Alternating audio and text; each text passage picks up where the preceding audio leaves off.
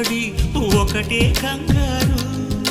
చప్పున ఒకటైపోదాం ఈ దూరం చెరగని, ఎక్కడికైనా పోదాం మన లోకం వేరని.